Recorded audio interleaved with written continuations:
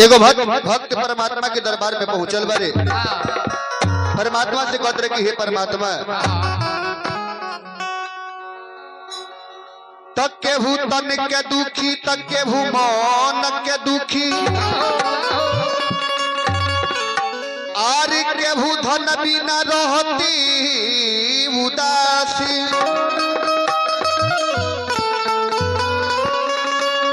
अरे थोड़ा थोड़ा सब दुखी, अरे सुखी राम के दास।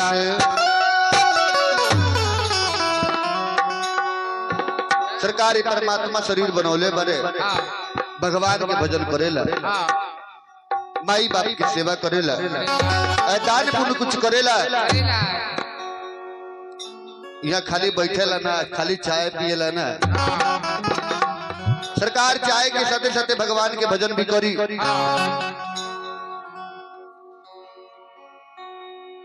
ऐसे कि जब परमात्मा के ध्यान फिर जाला तो समझ लियो मैं ओझा कोनो डॉक्टर कोनो वैद्य का में रहेला।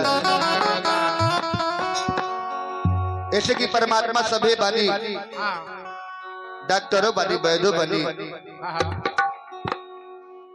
सरकार वे सुखी बा जे भगवान के भजन करता, भगवान की भक्ति करता, वे दुनिया में सुखी बा। भक्त परमात्मा से कहले कि रामुरी आरे केतना ले करी हो,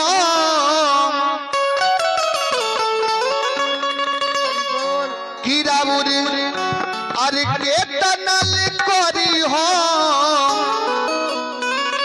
बड़ाई होरी जी हो, बड़ाई होरी जी, तरौआ होई होर, किरौरा होई होर, ए रोग के दवाई होरी जी।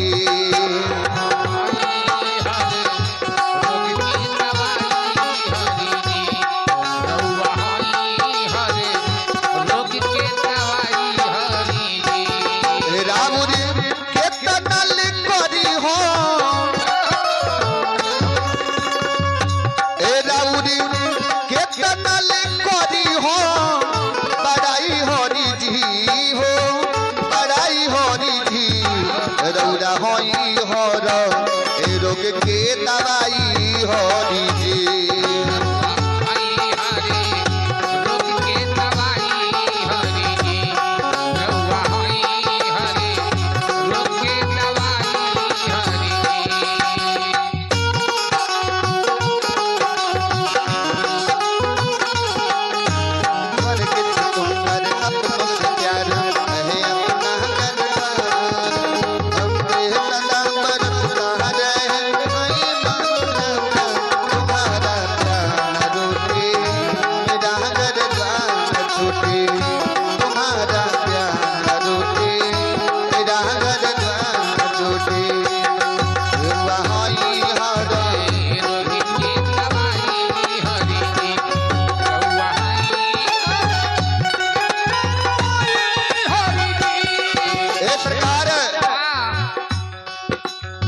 नारी रहली अहिल्या, अपना पति के साथ छल कैली। इंद्र भगवान छल कैले, वो अहिल्या के पति देव गौतम ऋषि शराब दिहनी, नारी से पत्थर हो गई। ये भगवान के चरण फेंकल हो पत्थर में, तब पत्थर से नारी हो गई। परमात्मा जे चाहिए हुए होला। आरी नारी अहिल्या के तरनी शराब से मुक्ति होई गईली वो रौरे परताप से।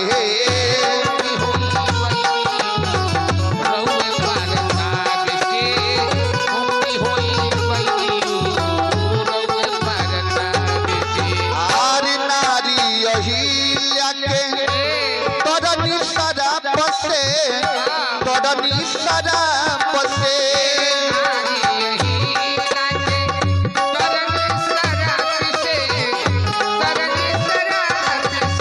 आरे मुक्ति होई गईली वो रौरे परताप से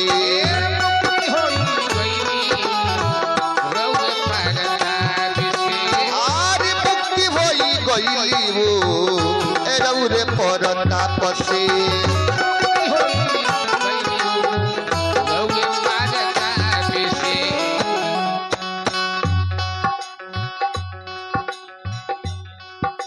चली निरंजन कुमार के तरफ से 25 रुपए के दान हनुमान जी के दरबार में पहुंचे।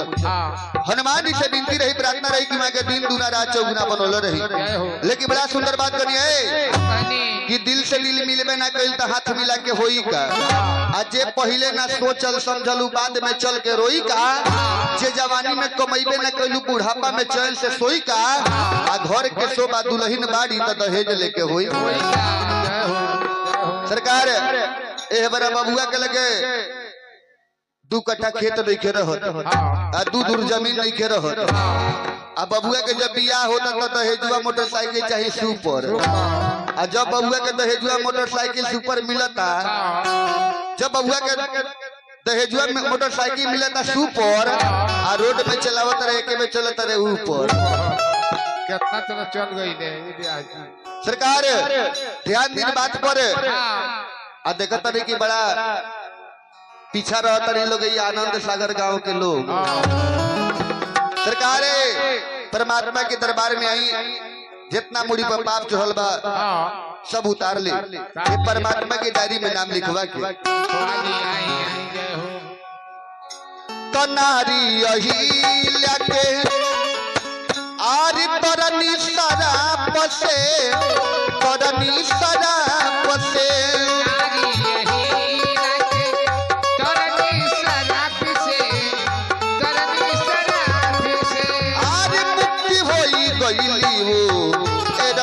परताप से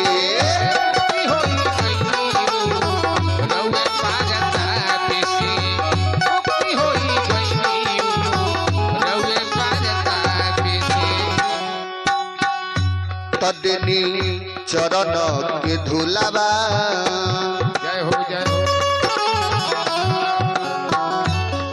देनी चरण के धुलावा देनी चरण के धुलावा फेकाई हरि जी हो फेकाई हरि जी रौड़ा होई हर ए रोग के दवाई हरि जी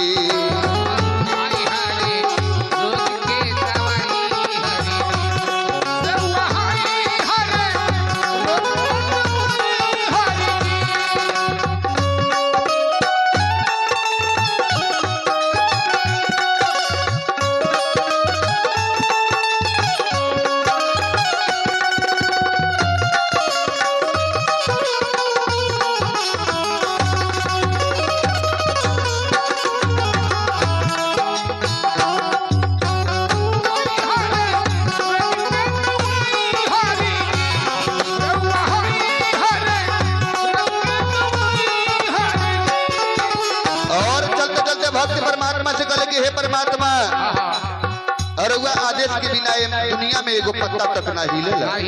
अरे वह जे चाहिए हुए होला तो रउरा आदेश बिना पतई नहीं हिलेला। भवरा गुनगुना लाना कली में फूल खिलेला।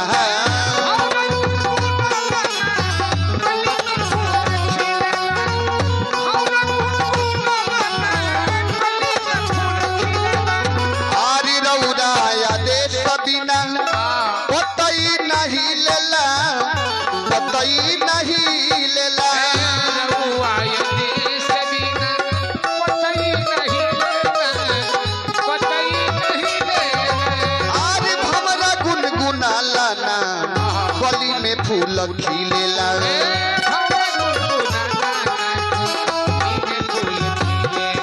आरी भवरा गुनगुनाला ना कली में फूल खिलेला भौरा गुनगुनाना बली में फूल खिलेला कि रौरा निर्मल के हो गईनी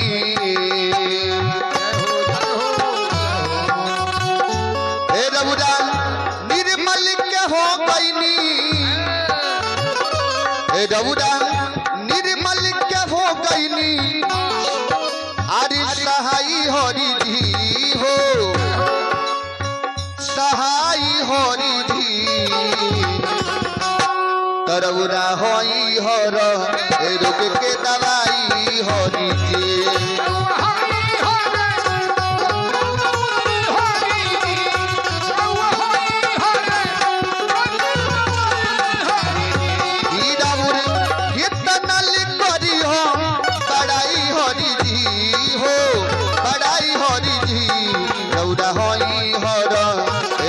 के दवाई हो दीजिए